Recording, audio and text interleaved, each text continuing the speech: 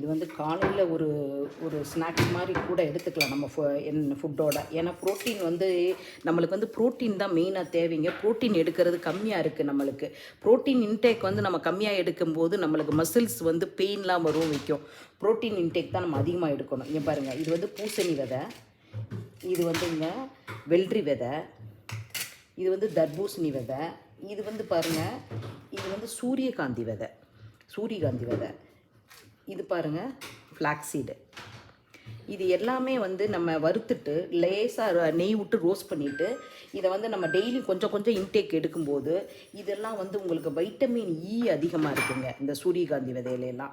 என்னங்க இதெல்லாம் வந்து உங்களுக்கு ஹேர் நல்லாயிருக்கும், ஸ்கின் நல்லாயிருக்கும், கண்ணுக்கு ரொம்ப நல்லது. இது எல்லாமே வந்துங்க, ஏன்னா எல்லா ஆர்கனும் இது வேலை செய்யும். இதெல்லாம் வந்து நீங்கள் ரெகுலர் இன்டேக் எடுக்கும்போது எல்லா ஆர்கனும் வேலை செய்யும் உங்களுக்கு. ஒரு கப் எடுத்திருக்கேன், எவ்வளோ பாருங்கள், இந்த சின்ன கப், இந்த கப்பில் ஒரு கப்பு எல்லாமே ஒரே அளவு ரேஷியோ எடுத்திருக்கேன்.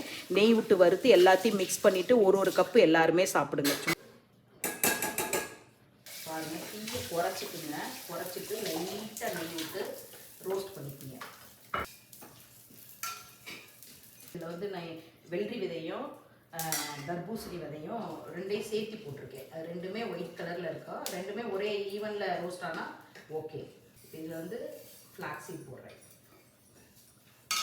ஃப்ளாக்ஸீட் வந்து டக்குன்னு ரோஸ்ட் ஆகிடும் உங்களுக்கு, அதனால் இதில் போட்டுட்டு இதிலே போட்டிங்கன்னா கரெக்டாக இருக்கும். ஃப்ளாக்ஸீட் லைட்டாக வெடிக்கும் உங்களுக்கு, டப்புன்னு வெடிக்கும். தீயை குறைச்சி வச்சுட்டு வருங்க.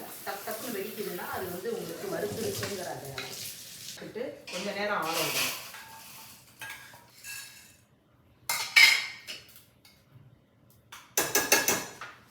நல்லா குவாலிட்டியான ஃபுட்டாக சாப்பிடுங்க, நல்ல ஃபுட்டாக சாப்பிடுங்க.